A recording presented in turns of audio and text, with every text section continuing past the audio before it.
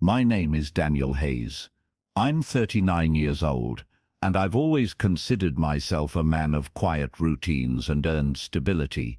I work as a structural engineer, rigid in my methods, cautious with my emotions, and deliberate with the people I let in. I've never had a taste for chaos, especially when it came to relationships.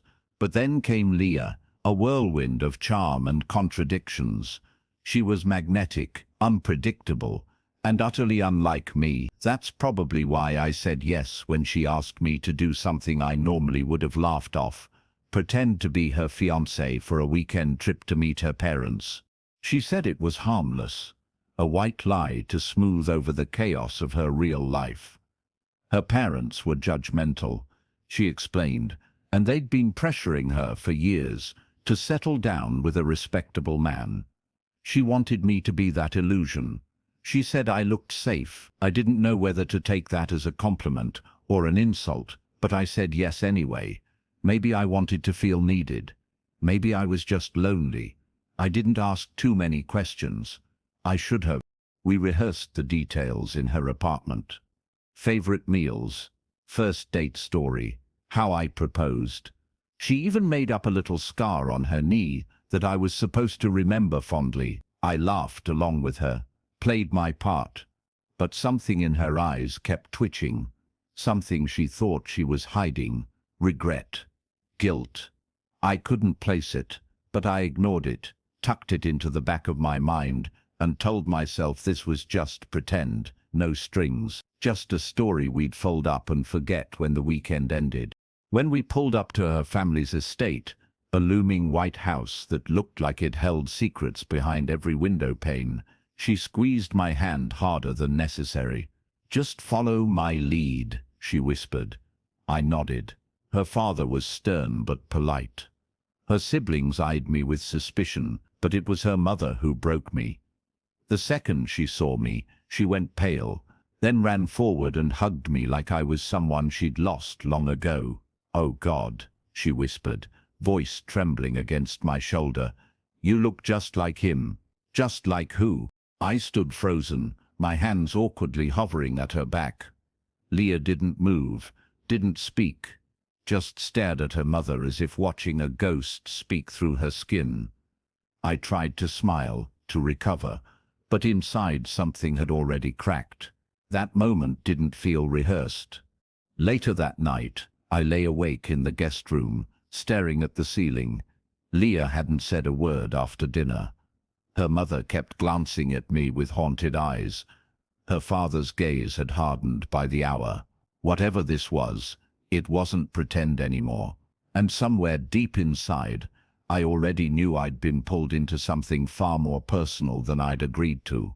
I spent that night in silence, listening to the faint sounds of the old house, breathing around me, floorboards creaking, pipes murmuring, and wind brushing against the windows like whispers. I couldn't quite understand. Sleep wouldn't come. My mind replayed her mother's voice again and again. "You look just like him." And I kept asking myself who the hell was him. Leah didn't mention anyone I resembled. There was no mention of an ex, no brother, no cousin, just nothing. And now the silence felt like a lie that had been brewing long before I ever agreed to play fiancé. At breakfast, the mood was unrecognizably cold. Her father sat stiffly, holding his newspaper like a shield, his coffee untouched. Her mother, pale and oddly meek now, avoided eye contact with me completely. Leah sat beside me, quiet, eyes bloodshot from what I assumed was a night of crying. I thought about asking her, right then and there, to explain everything, but I didn't. I swallowed my need for clarity. Something told me that the truth would hurt more than my confusion. And deep down, I wasn't sure I wanted to know just yet. The rest of the day passed in a kind of strained performance. Leah would touch my hand, smile for her father, and then go cold, the second. No one was watching. Her story didn't hold the same shine it had in her apartment days ago. She wasn't playing anymore. She was surviving. I tried to remind myself that this wasn't my war. I was just a placeholder in someone else's story. But every time Leah glanced at me like I was the only lifeline she had, it felt like betrayal not to ask what she was hiding. Still, I kept my mouth shut, because something told me, whatever the truth was, it wasn't meant to be told in this house. Surrounded by these people, I would have to wait. I would have to earn it. That night, as we prepared for bed in the room we were forced to share for show, Leah sat on the edge of the mattress, twisting a silver ring on her finger. I sat beside her quietly. She finally whispered, "I didn't lie to you. Not completely." Her voice trembled. "But I didn't tell you everything either." She didn't say more. I didn't push. I just sat there with her, two strangers tangled in something neither of us had named. And in that moment, I realized something strange. I wasn't angry. I was disappointed, yes. But more than anything, I was alert. Every muscle in my body told me this trip was never about the parents. It was about something Leah was trying to bury, and someone in that house wanted to keep buried. And if I was going to make it out of here with answers, I had to start listening more closely than ever before. I found the study on the west side of the house. Her father's private den. The door was slightly ajar, and curiosity overrode manners. Inside, I saw books, shelves and shelves of them. Photos in frames, turned inward, a heavy desk stacked with unopened mail, and one photo that hadn't been hidden. A man mid-30s in military uniform, and he looked just like me. I froze. I didn't know whether to feel disturbed or honored. Leah hadn't said a word about this man. Her mother had whispered about someone, but this was undeniable. This man was me, almost down to the eyes. I heard a creak in the hallway and stepped back. Leah's mother appeared, startled at first, then eerily calm. She didn't scold me. She didn't ask questions. She just looked at the photo and said, "His name was Jonathan, my first son. He died before Leah was born. You're not the first ghost to walk through this house, but you are the first one she brought home." Then she turned and walked away, like she hadn't just split open the floor beneath me. Back in the guest room, I stared at Leah. She was still asleep, curled up defensively like a child. I suddenly saw her differently. Not as a manipulative woman playing games, but as someone desperately trying to rewrite a wound. Maybe I was a symbol, a placeholder for a grief she couldn't express. But even if that were true, it didn't excuse the lie. I had been used. Intentionally or not, I had been brought here to fill a space that never belonged to me. Still, I didn't confront her. I let her sleep. Because this wasn't about rage. It was about clarity. I needed to understand her choices before I made mine. So instead, I spent the day watching, observing her father's rigidity, her mother's grief, her siblings' silence. It all painted a picture of a family trapped in roles. None of them chose. Leah wasn't trying to deceive them. She was trying to survive them. And somehow, she thought bringing me here might grant her an exit, or a reckoning.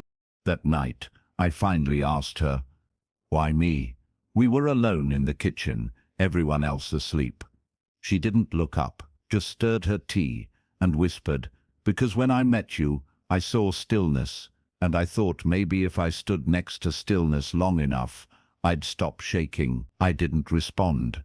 Not yet, because I was already beginning to plan. Not to punish her, but to understand the structure of this house, this lie, this story, and once I understood it, I knew I could quietly undo it from the inside. Not for her, for me. I spent the next day building my understanding like a blueprint. Every corner of the house, every conversation, every sideways glance. They all told me where the pressure points were. Leah's father, a retired colonel, ruled the home with discipline and fear disguised as order. Her mother lived in a fog frozen between mourning the son she lost and pretending the family hadn't crumbled around his absence. Her siblings avoided confrontation like it was a contagion, and Leah was the only one trying to break free, but she didn't know how to fight without creating another wound. It was her father who gave me the opening I needed. Over scotch in the den, he looked at me and said, "You've got backbone. I see it. Don't know how Leah convinced a man like you to play pretend, but I'll give her credit for that." I smiled, but I didn't answer. Silence. I realized unnerves men like him more than any insult. So I let the quiet stretch. Let him hear what I wasn't saying. Let him wonder what I knew. That same evening, I took a walk with Leah's youngest brother, Sam. He was the only one who didn't speak in rehearsed lines. We stood beneath the bare oak trees, and he said, "You're not like the others she's brought. She usually picks people our father can laugh off." I asked him what happened to the last one. His jaw clenched. He left in the middle of the night, said nothing, just gone, like he'd seen something that told him to run. I nodded slowly. The more I listened, the more I realized this wasn't a family, it was a museum built around a ghost. That night, I didn't sleep. I wrote. I documented everything, dates, photos, names, reactions. I built a psychological map of the house, the same way I'd map a damaged structure, find the fault lines, measure the weight, identify what could collapse it from within. I wasn't doing it out of vengeance. I was doing it because I finally understood Leah didn't need someone to save her. She needed someone to show her how the walls were built, and I was going to do it. I planted a small conversation over breakfast, just enough to test the tension. Leah and I were talking about moving to the city, I said casually. Her father's spoon paused mid-air. Her mother dropped hers. No one spoke.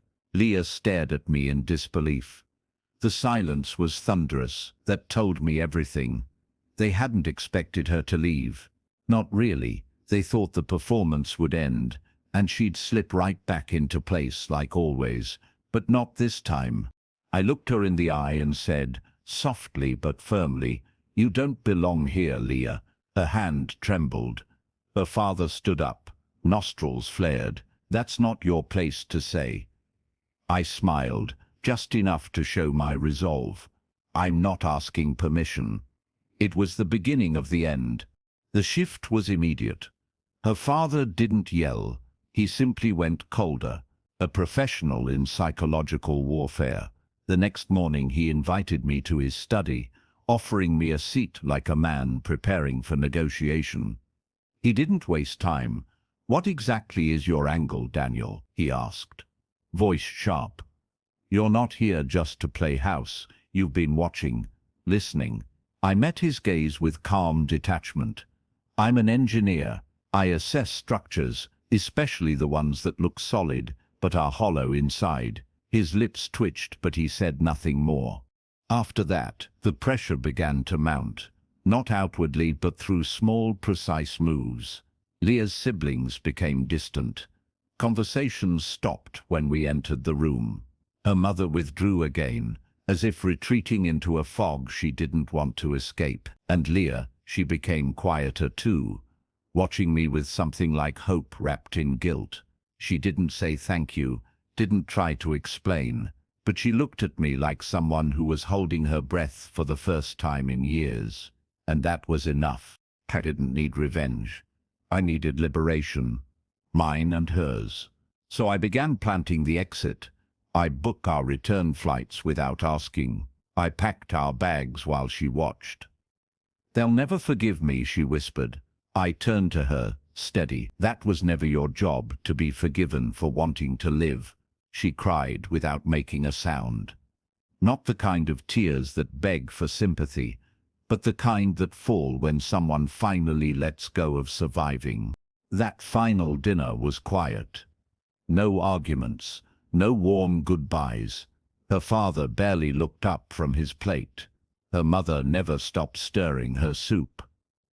And when we stood, Leah reached into her purse, pulled out the ring she'd asked me to wear, and set it gently on the table. "Thank you for letting us play," she said to the room. No one responded. But I saw it, the fear in their eyes, not of us, but of their reflection in us. We had become a mirror they could no longer ignore. We left before dawn. No one came to the door. No one said goodbye. As we drove down the long gravel path, Leah reached over and held my hand, not as a performance, but as a decision. She didn't speak, neither did I. There was no need. We had burned nothing, broken nothing. We simply walked out, silently, with dignity. And somehow that silence hurt them more than any scream could have. Back in the city, life didn't return to normal. It reinvented itself. Leah moved into a small apartment on the other side of town, one she chose for herself, without anyone's permission. I helped her move in, built her bookshelves, fixed the leaking sink, and then just like that, I left. As for me, I went back to work, on the surface at least. But something had shifted inside me too. That house, that family, that haunting silence, it made me question how many parts of my own life were shaped by obligation rather than desire.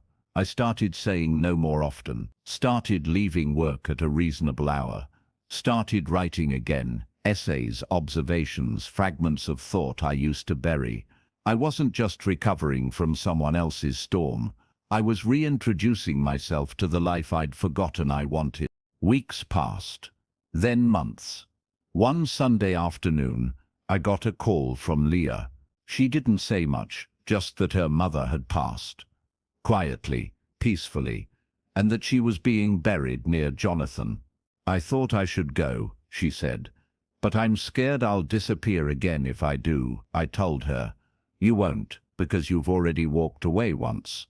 And you didn't vanish, you rebuilt." She didn't cry, she just exhaled, and for the first time in a long time, I heard strength in her voice. She went alone, and returned 2 days later. No messages, no breakdown, just a quiet photo sent to my phone of a wild flower laid beside a gravestone. No caption, just peace. That moment said everything.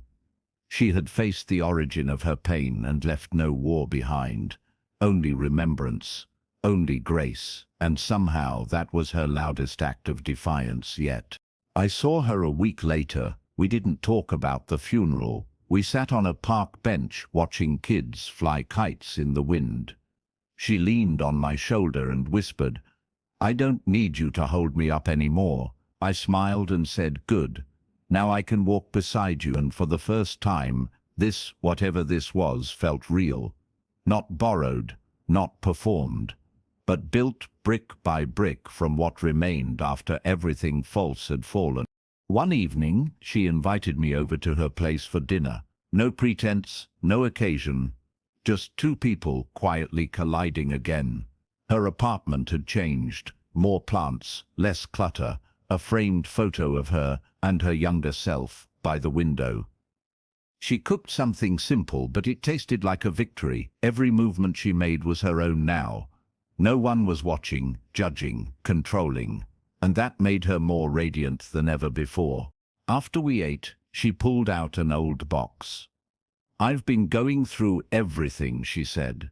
Inside were pieces of her past, letters she never sent, journals, even photos of her family from a time before the rot had set in. She handed me a faded envelope. "This was from Jonathan," she said. I opened it slowly, careful not to tear it. It was a letter to her mother, dated a year before he died. He wrote about wanting to leave the military, about starting over, about wanting to live, not just serve. His words were full of hope, of hunger for something quieter, something whole. Leah watched me read it. Her eyes didn't blink. "They never forgave him for that letter," she said. "They buried it under medals, and discipline made him a martyr, not a man." I folded the letter carefully and gave it back to her. But you found it, I said, and that makes you the one who gets to set him free. She smiled, tired but warm. It was her closure and her inheritance. From that point on, we saw each other more regularly, but it was never rushed, never forced. We'd meet at bookstores, at old cafes, at quiet parks. Sometimes we talked, sometimes we just sat. She didn't owe me love, and I didn't need to own her story. We existed beside one another, with reverence and without demand. It was the healthiest thing either of us had ever felt. One night, as we walked home beneath a sky smeared with stars, she said, "I used to think I needed someone to fight for me. But now I know I needed someone who wouldn't flinch when I fought for myself." I stopped, turned, and took her hands in mine. I never flinched, Leah. I waited. She kissed me then, not desperately, not dramatically, but like someone who had finally chosen herself, and then chosen me second. And that made all the difference. There was no wedding, no proposal, no rings, just two people once broken by performance, now held together by truth. And that was the real victory. Not revenge, not escape, but peace, the kind that can only be earned when you stop pretending and finally live.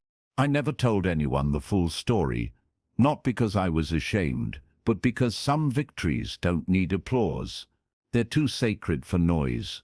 When people ask about Leah and me, I just say we met during a strange time in our lives, and that we helped each other find the exit we didn't know we needed. They usually nod politely, not knowing that behind those words is a war that ended without blood, but with the quiet disarming of old ghosts.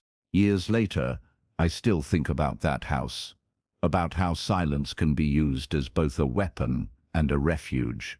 I think about her mother, haunted by grief, unable to break the cycle but somehow in the end seeing through it. I think about her father, who built walls around every feeling he was too afraid to name. And I think about Leah, once a shadow moving through other people's expectations, now a woman fully in possession of her own light. She published a memoir last spring.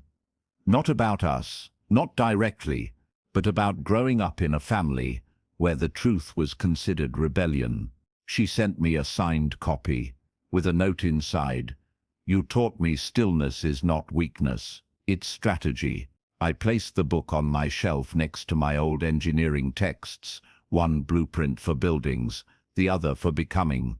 People still underestimate the power of walking away, of not yelling, of not proving yourself to those who are committed to misunderstanding you. I didn't break her family apart. I didn't humiliate them. I simply showed up with quiet clarity and refused to vanish. That was enough to make the whole structure tremble. That was enough to change everything. And Leah? She lives in her own home now. Nothing fancy, but full of books, laughter, and air that doesn't punish her for breathing. We see each other when it matters, not because we have to, but because we choose to. And I think that's the most intimate kind of love, the kind that doesn't perform, it just is. So, if you've read this far, here's your reminder. You don't always need to fight loud to win.